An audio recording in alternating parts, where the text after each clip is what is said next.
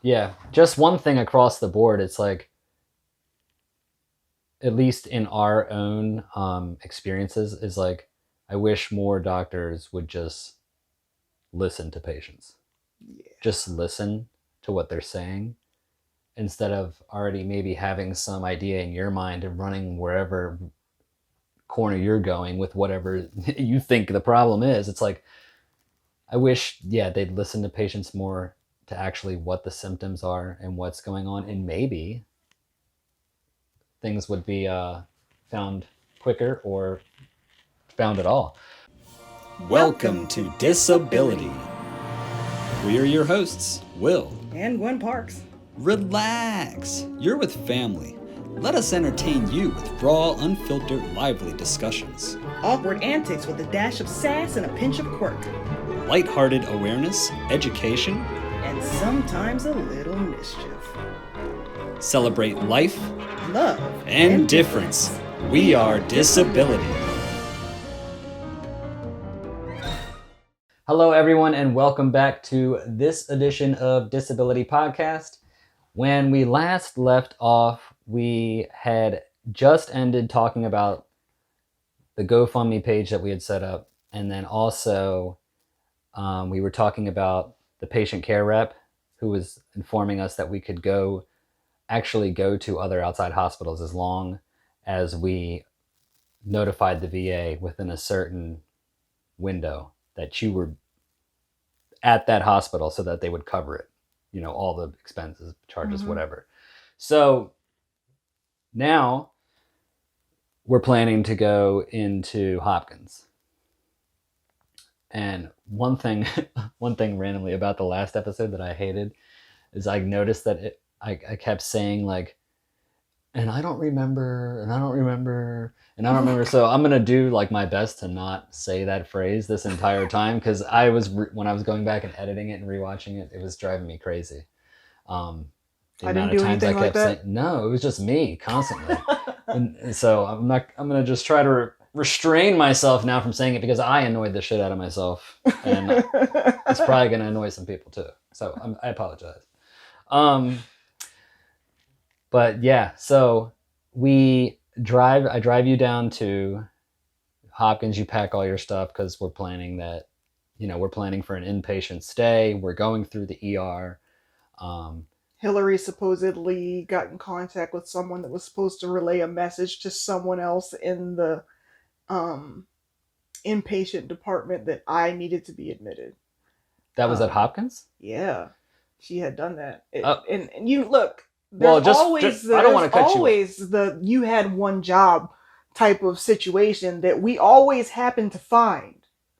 So one person had one job when they got off the phone was to just relay a message, and that message never came, and they never knew I was there for whatever reason. I was just like a regular patient, and I had no idea. I was getting so mad. I was just about to say the phrase that I didn't want to say.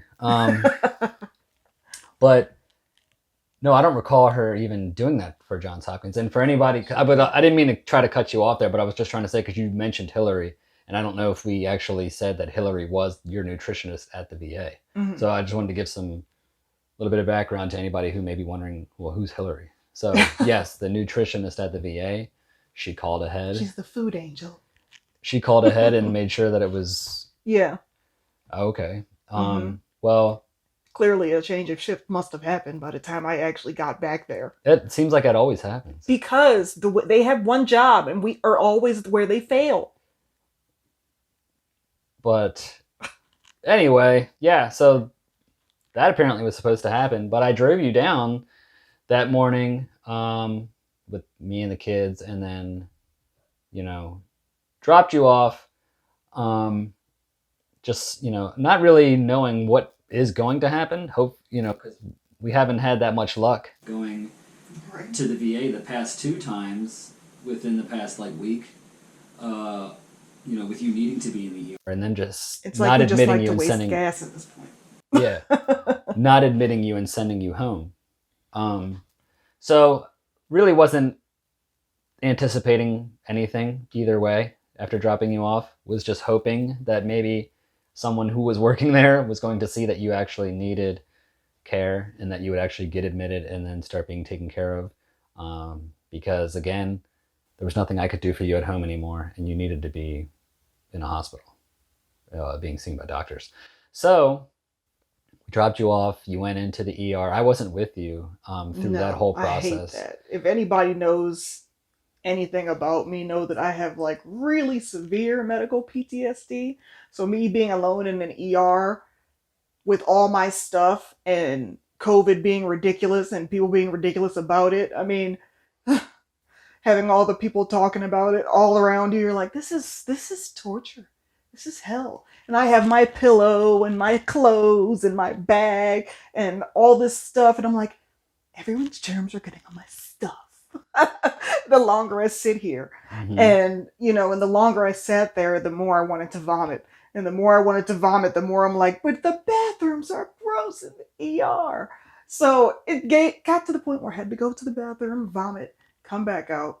And they finally gave me something to just keep with me to vomit in. Was this when you were sitting in the waiting room for God knows how long? It was like something crazy, like 6-8 hours or something. It was nuts. And then by the time I got back there, they had suggested that my weight was maybe a good weight for me, and that I'm a very slight woman, but seriously, it's getting old. I was like, so 89 pounds is good. Okay, for my height. All right. What about the BMI, guys? No? So it was non-existent. I don't know. I didn't. So they did that at Johns Hopkins too. They said that because I know they said at the VA that weight was good, like potentially. Yeah, it was like, I don't see the point in keeping you here. Your labs aren't that bad, and I think that you'd do better as an outpatient. And I was just like, wait, what? My nutritionist from the VA called, and it was this whole thing. And I was like, yeah, I came here to be admitted, so I'm going to be admitted. So I'll just wait until I'm admitted. You broke down. Oh you? Yeah, no, it was just, I literally lost my shit. I was like, seriously, I can't do this again? I can't do it again? Over and over, saying the same really ridiculous shit. I'm like, in my head, during all of that, it just made me want to fight people. Like, seriously, if I had the energy, I probably would have punched the doctor. Like, it's not, just because someone is slight of frame doesn't mean that a normal child's weight is appropriate for them at that point in time. And again, like, if the labs were bad, even if they weren't extremely bad, they're still bad enough to treat. So they eventually took me in. Yeah, because I mean, nobody should make an assumption of what you just met someone. You can't make an assumption that is a healthy weight for somebody. Doctors do better. Like, no one should do that. Doctors, anybody. And even going along with that, that weight might be good for you. Okay, but let's look at the symptoms. Okay, right? You've been vomiting since you got into the hospital. And you've been, you tell them what's been going on with you. The symptoms alone should warrant like a red flag. Right? You can't go out of both ends and expect to gain weight. It's not going to work. Yeah. It's like, I don't know. And all of this was right around like. Did we talk about before we went in? Like what exactly? Five Guys. No, we didn't. We can rewind a little bit Yeah. and just say, yeah, do you want to, before you went in, before I went in, because we knew we were going in, I was like, you know what? They're going to put me on some kind of feeding tube through the nose or whatever, and I'm going to need to, I don't want to crave something. And I had been craving Five Guys for bacon cheeseburger for like, I don't even know how long. For like a week or something. I was like, tired of this liquid diet. This is killing me. So we went and we got Five Guys, and I knew I was just going to vomit during the eating process. So I went on the porch and, here we go. Gonna eat my Five Guys, and I'm going to vomit over the side of the porch. It's fine, because that's what you got to do sometimes. Priorities, right? I wanted it. I had to have it. Some people may say that's terrible. But you know what? I didn't know what was wrong with me. I thought I had a stomach bug or something like that. And I really wanted this Five Guys. They taste good. They got the best fries. So we knew that you were going to vomit the Five Guys anyway, but you deserve to have something good, Gotta have a good some send-off, flavor. man. You deserve to have some flavor on. before heading into, potentially at the time, heading into the hospital. Mm-hmm. Okay, yeah. So that was the send-off. And Just remember that. Remember that. I still ate that Five Guys. You'll have to know that later. People don't necessarily approve of humor in these situations, but there's no way to get through something that's fucked up without just kind of looking at it through the lens of your own TV show, because this shit doesn't make sense. It doesn't make sense. So sometimes I feel it is appropriate to poke the fun. most times. Yeah, pretty much. That's how I cope in life. Basically. I mean, what else are you going to do? I don't know. I don't want to be sad. No. I want to be sad one time. I don't know what to be sad about yet, so I haven't mourned. I'll let you know when it comes. So now heading back to pre-Five Guys conversation that we were just having. All of this was around the time, like, what is it, like almost close to the middle of September, but it's still beginning of September 2020. Yeah. Yeah, so we had made the decision to homeschool our kids. So this was the first time ever that we've done homeschool. Yeah. So I'm already like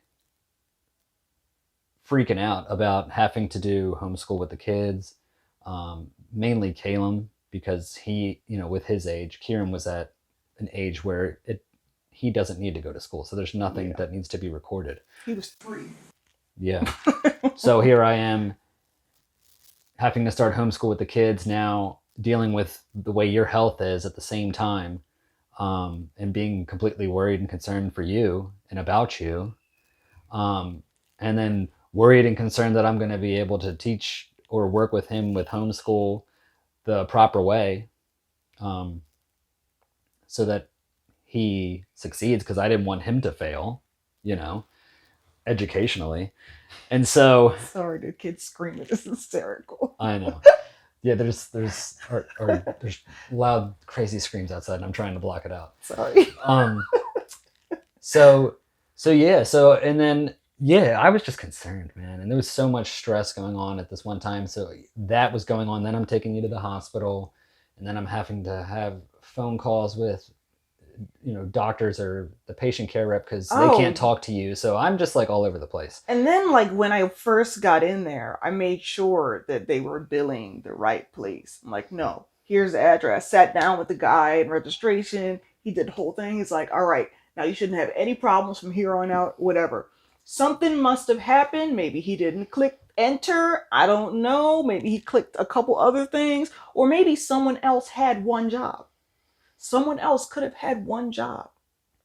And that failed them. That one job failed us. Yeah, I mean, Okay. I don't understand what it is with hospitals in their billing department.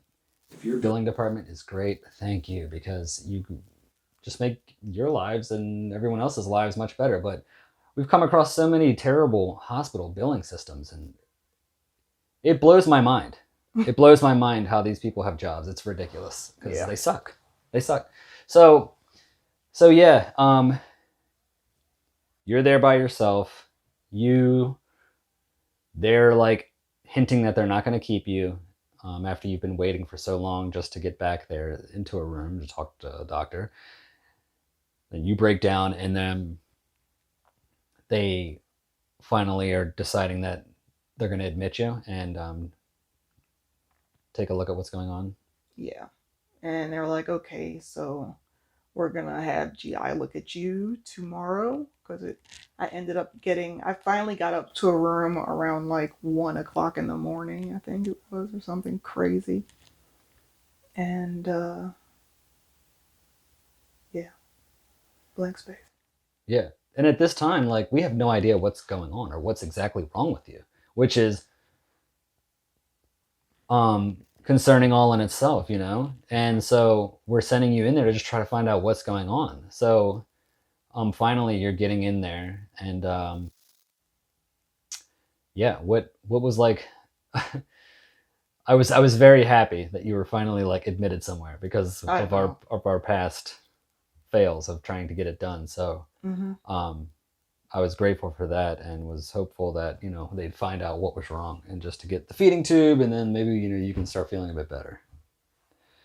All right, so what we're going to do is we're going to go over kind of a synopsis almost of what happened at this entire happened at this entire month-long stay that it ended up being at Johns Hopkins. At the time, was not anticipating it being an entire month long, obviously. No. So this is going to be a whole month long. So instead of us going by a day kind of thing of what happened, which we can't remember anyway, that's I don't know what happened day by day. We remember some main points. So that's what we're going to do. We're going to hit. There's a lot. All the records are in text messages and Facebook messages and all the messages. We're going to hit some main points of like what happened at the Hopkins stay and the result of it. Now, with this being the fall of 2020, when you first went in there, you weren't allowed to have any visitors. You weren't allowed. There was no kids allowed. You weren't allowed to have anybody with you. If you were sick, you came alone, and that was that. Yeah. Now, for somebody like me, that's terrible. Oh, that is terrible. I don't go anywhere. I'm a hermit. Now, like I think like a week after you were there, they finally eased up some restrictions where they were allowing one visitor to come to hospital, at least that hospital. Yeah. But like I think shortly after you eventually came home, they cut that off again, because I know it was COVID just obviously. I was like, oh, yes. Yeah, COVID started ramping up again in the fall, and then they went back on that. But anyway, you were able to at least have one visitor after a certain point of being there. So let's hit some of the main points of that stay, what happened, and yeah, we'll just kind of go from there. All right. Well, GI comes in and they look at me and immediately they think all these like heavy diagnoses and craziness, and they're like, okay, well, I think she has this, we're going to do this, we're going to do an endoscopy, and we're going to set her up with these swallowing tests, and we're going to set her up with these scans and whatever else that they do, which was thorough, I would say, up until a certain point. And when we had to wait, because they were so honed in on, and if you have any type of mast cell related disease, Godspeed to you. Because they always try to invalidate you in everything you do. I mean, they're like, we're going to prove you don't have any mast cells in your gut, and this is a psychological problem, because all the tests could come back normal, negative, slightly abnormal. Like my gastric emptying test, I had a 2-hour delay in the beginning, but then it finished on time. And I was like, well, what's that? What is that? You know, that's not normal. That doesn't make any sense. And, you know, when they did other studies and things like that, and the one thing that I kept asking them for and I never got was a lower GI study. I was like, I didn't come in here in an endoscopy. I came in here because my lower GI system is not working. It is not working. And no one decided to check that. Just no. Blanket no. So once and if anyone knows anything about mast cells, just because you take one biopsy doesn't mean you're going to find them. Because they like to hang out and do stuff in real specific places. Or sporadically, depending. So they didn't find any mast cells that time. Mm. And they were like, you don't have mast cell disease, blah, blah, blah, blah. Get out of my face. You are psychologically crazy. And I'm like, well, I don't really know what that means. I mean, if I am and I do need help, then fine.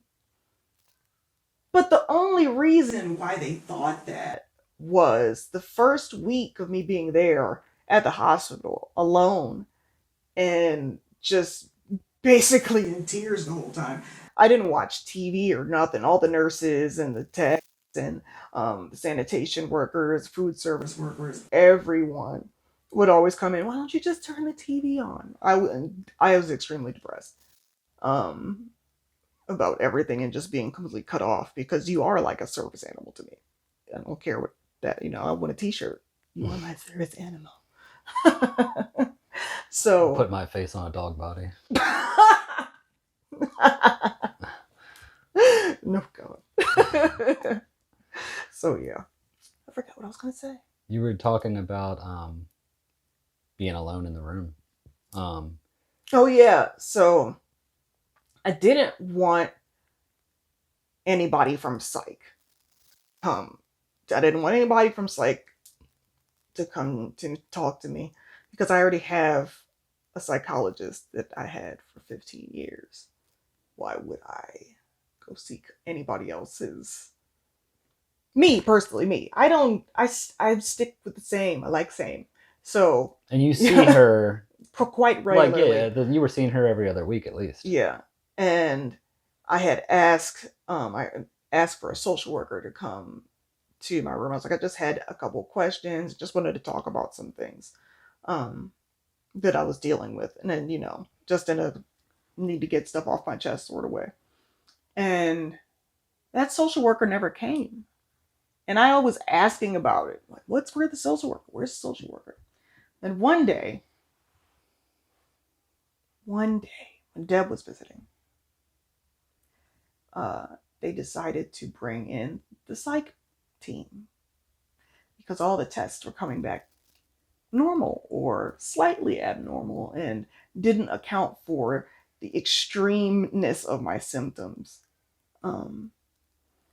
And well, if they would have just looked and took a biopsy of the right thing, they would have took some aspirin, maybe check common diseases. Jesus.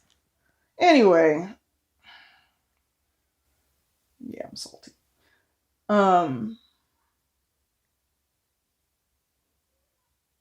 Makes me mad. So initially, you're asking to see a social worker because you want to talk to somebody about not only dealing with Medical prior PTSD. medical PTSD, but also now with being alone and not even being able to have like any support system around you. And then instead, you never see a social worker to go over that. They may have.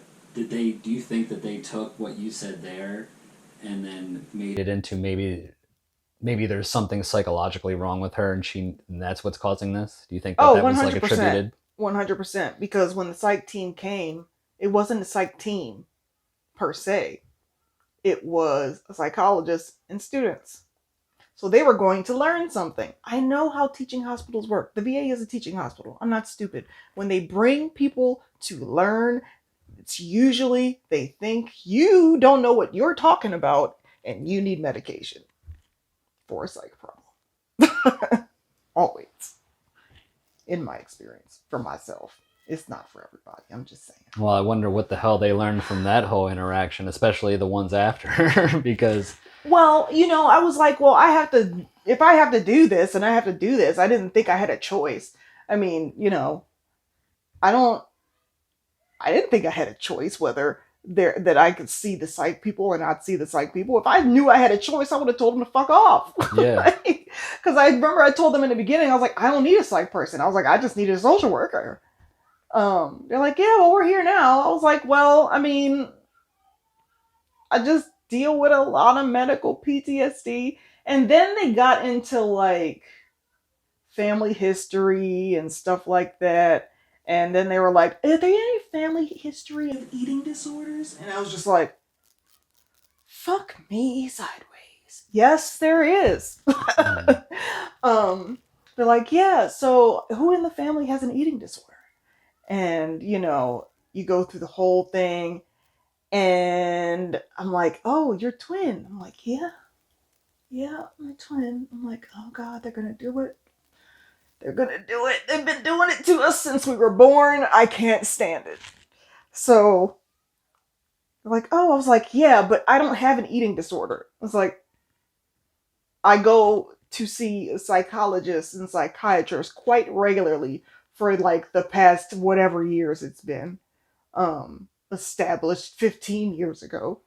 I don't need to see another psychologist or psychiatrist. You know, down to the point where they're like, "Do you think you're obsessing about food? I mean, you went to school to be a chef and you did classes in nutrition and you're really concerned about the health and food quality that your kids get." And I'm sitting there thinking to myself, I'm like,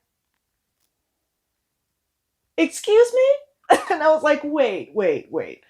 And I looked at Deb and Deb looked at me and you were on the phone and you were going off. And I was like, no. I said, see, what you're not going to do is you're not going to sit here and twin study us. Just because one twin has an eating disorder does not mean the other twin has an eating disorder. That's a bunch of shit. As soon as we left the house for college and the Navy, we were completely different people genetically. I'm sorry, I don't have that. You know, that's not how it works. You should know how it works. It's your field. All I did was read a book, read an article, know a little bit about myself, damn it.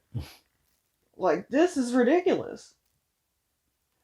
And it's so annoying because it's like, okay, just the tests that you've run so far haven't come back with anything. Okay. That doesn't just mean that, okay, well, this now has to be psychological because we haven't found it. No, that means maybe that you need to run some other tests because you haven't found out. You haven't found it yet. Mm-hmm. You haven't found what's wrong yet. Don't just be like, well, we did these few tests and then Jesus Christ. He's dying? Just go tell him to stop screaming. It sounded like they were dying. I'm gonna ignore them. I was just making sure nobody was like dying or something. That's what I said. They sound like Lord of the Flies outside. Yeah.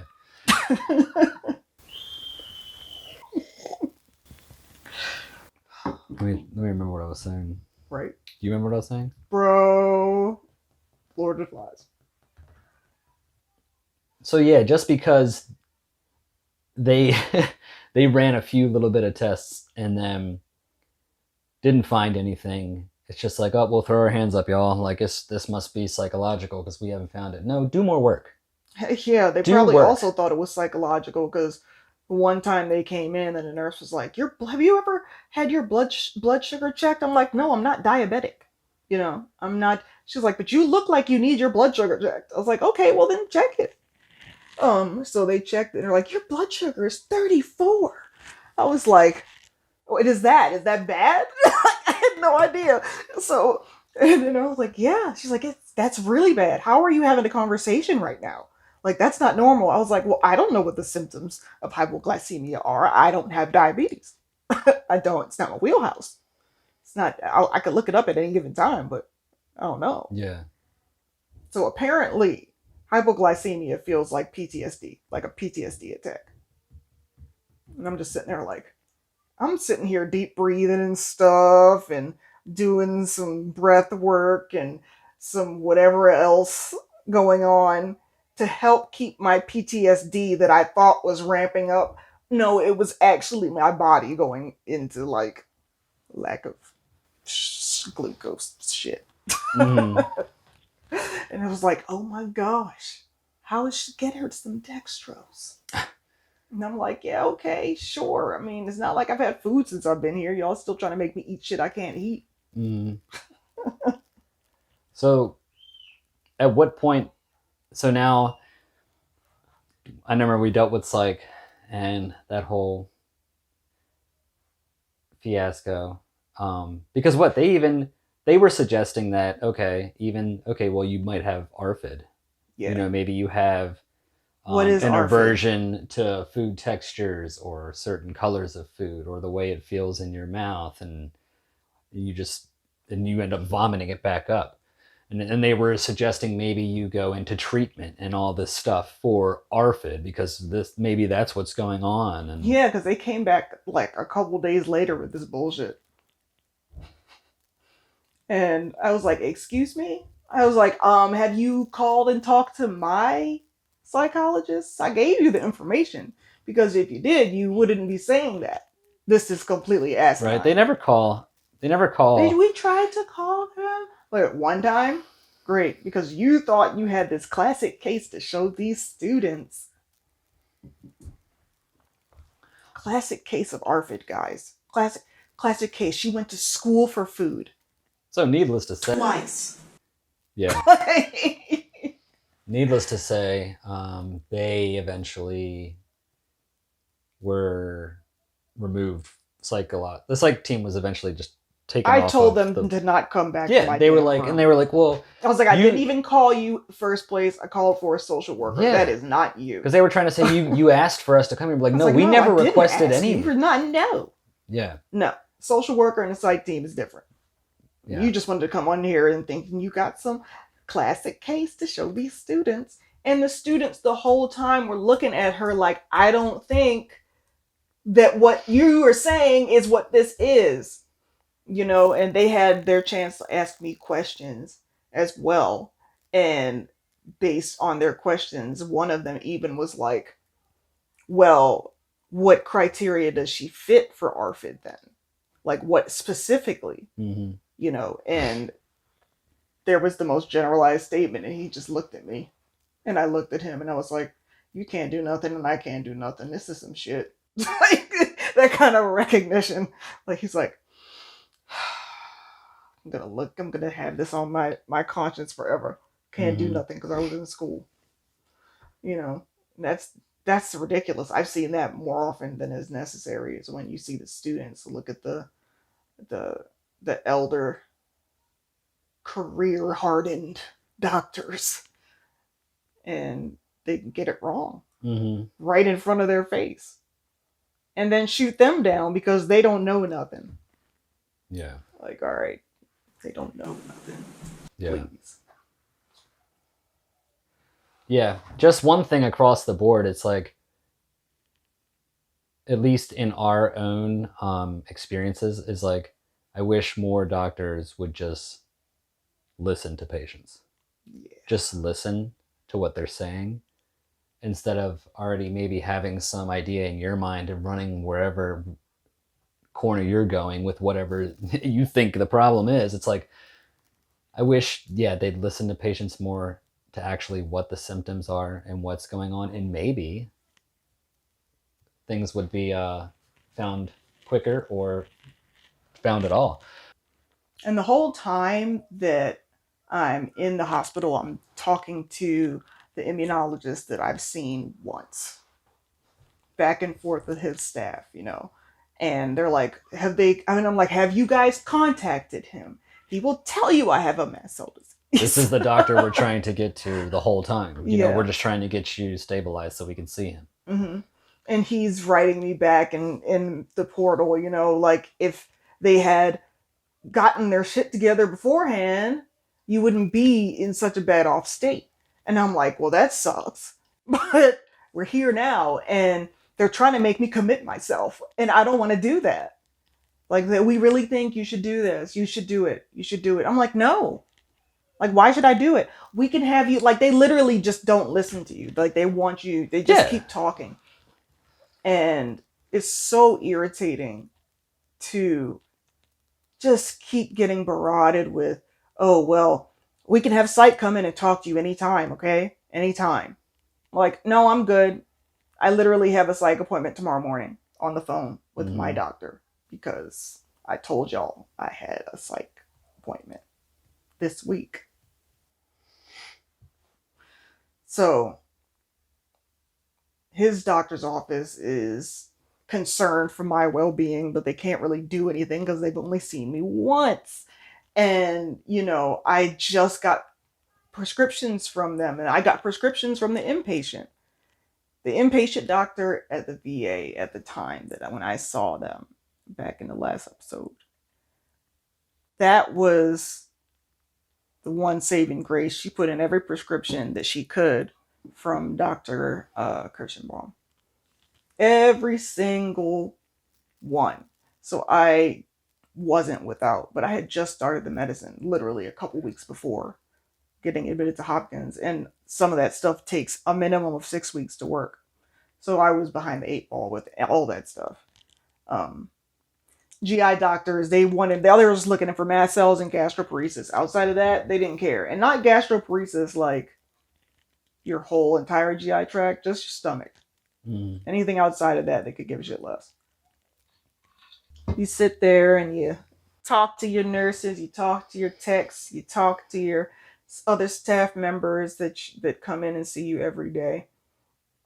And more often than not, and it didn't even come from just the black staff. They were like, this is just total racism. They're like, go to a different hospital when you get out of here. Go somewhere else next time. It's like, because they're dealing with, right now, I guess they had an influx of gang-related violence patients coming in. And that's just, what they're used to. And they automatically have a profile, like just like police do. And I guess I had fit that profile.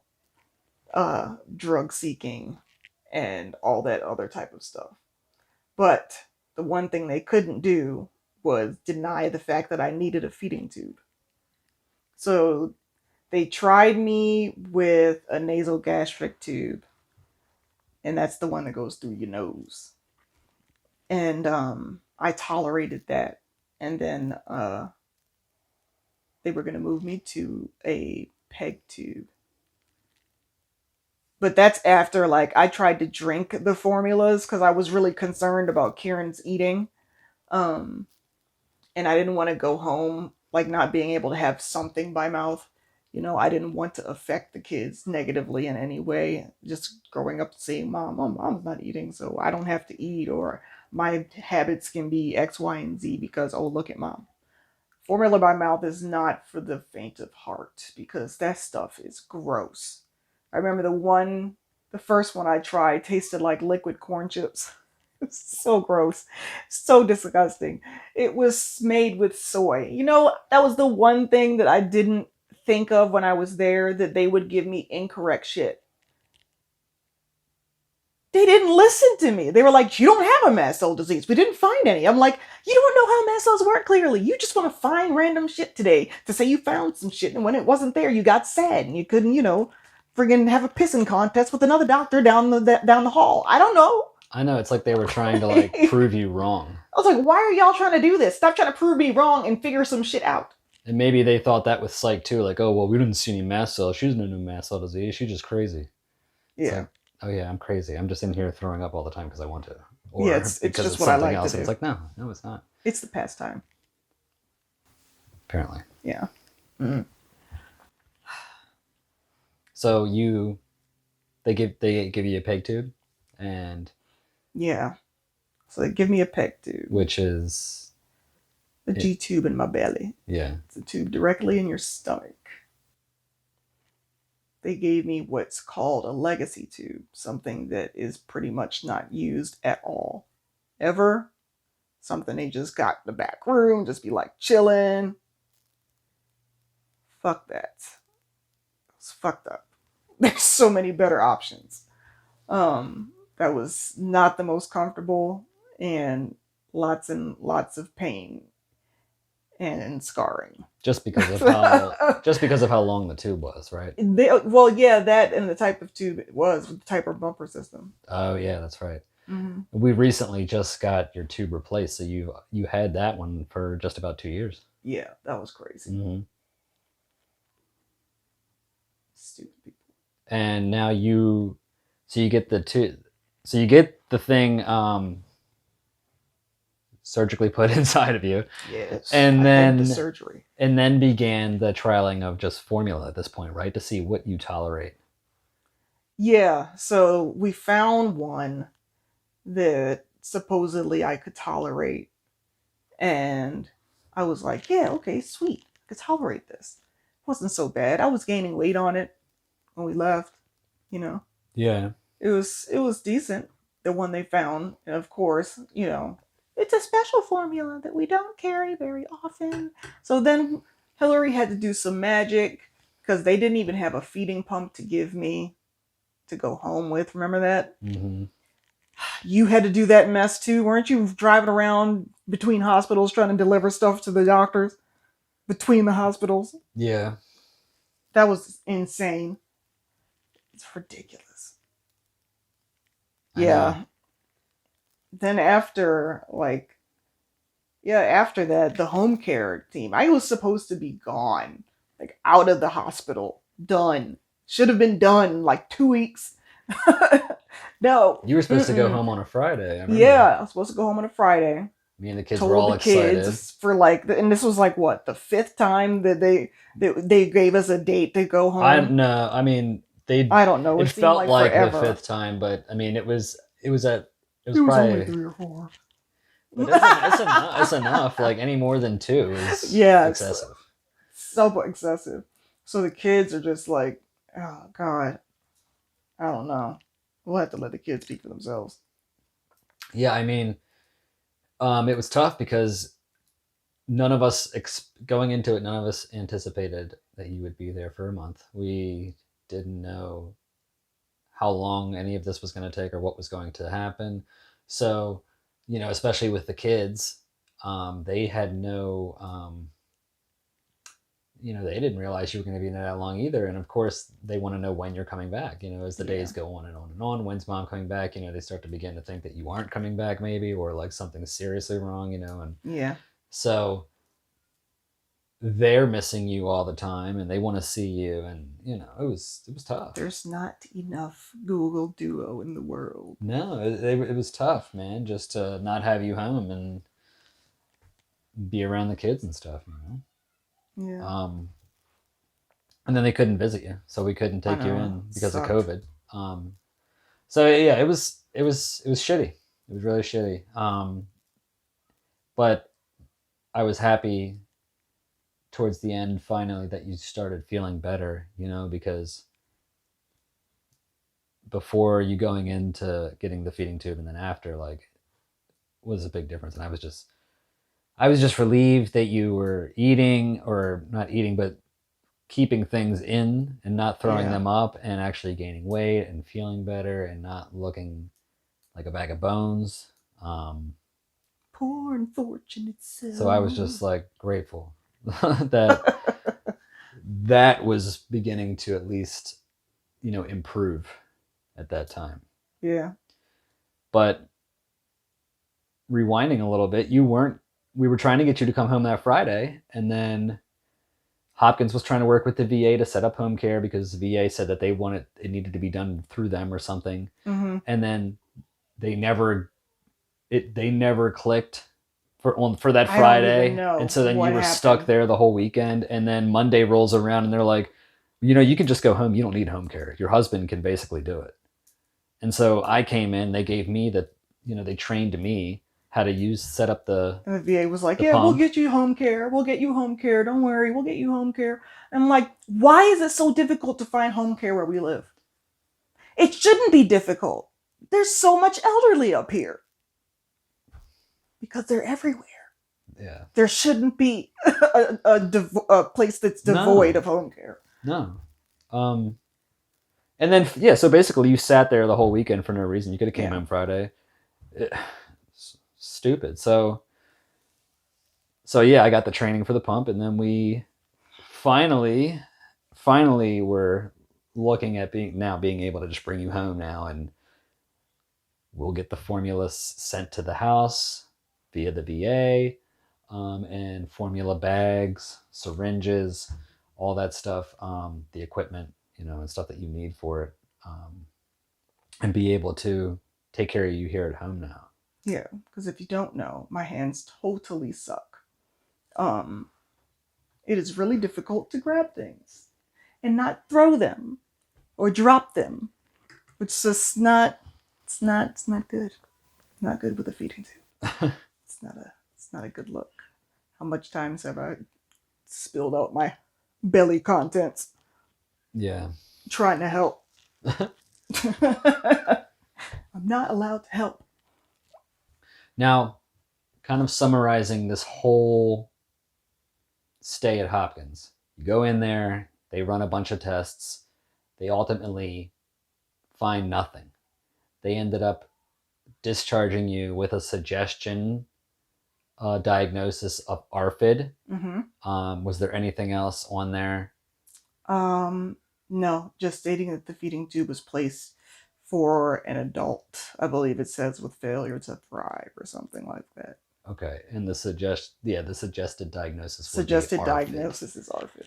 So there you go. So we leave Johns Hopkins with still no idea of what caused this to happen or what is wrong with her ongoing. We don't know. We didn't find anything out with that whole month-long stay. We did leave with the feeding tube, which was what we came there in the beginning for, because in our minds, again, we were, let's get to Dr. K and get this mast cell stuff under control.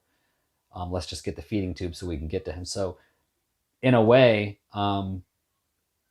our goal was accomplished because we got in there to get the feeding tube. Dealing with all the extra stuff was crazy, but yeah, we got the feeding tube. You're tolerating it at this point. You're gaining weight. You're feeling better. You're looking better. Okay, so let's just see how we can get to scheduling an appointment with Dr. K now.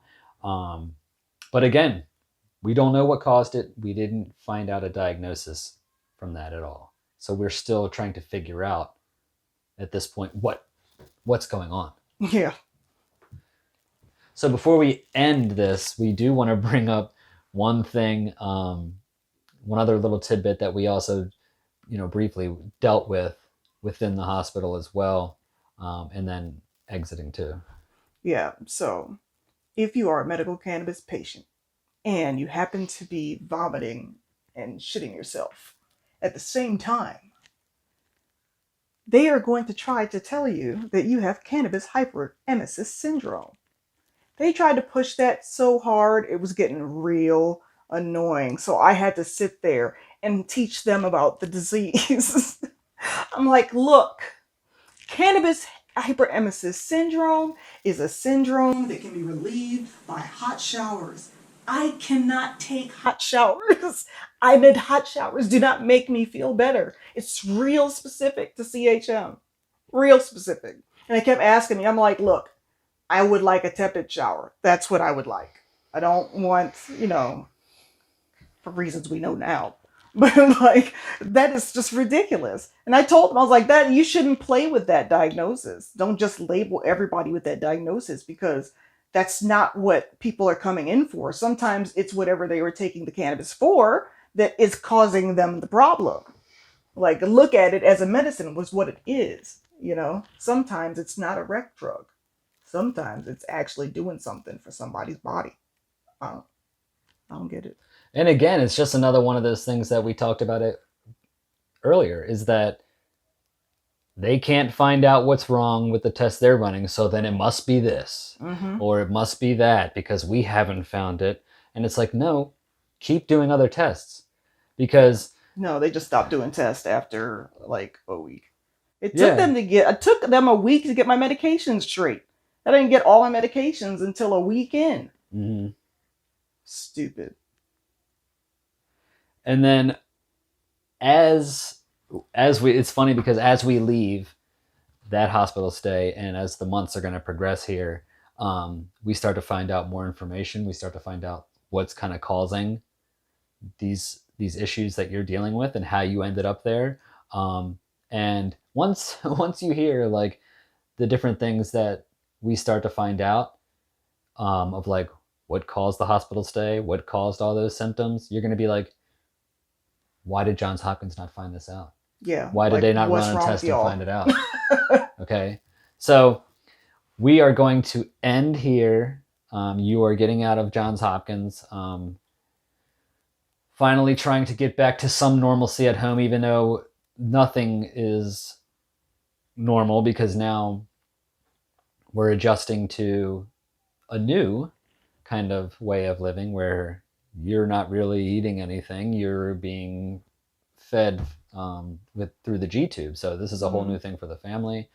But everybody's just happy that you're back home at this point. Yeah. And glad that hospital stay is over. Hopefully there wouldn't be any more in the future.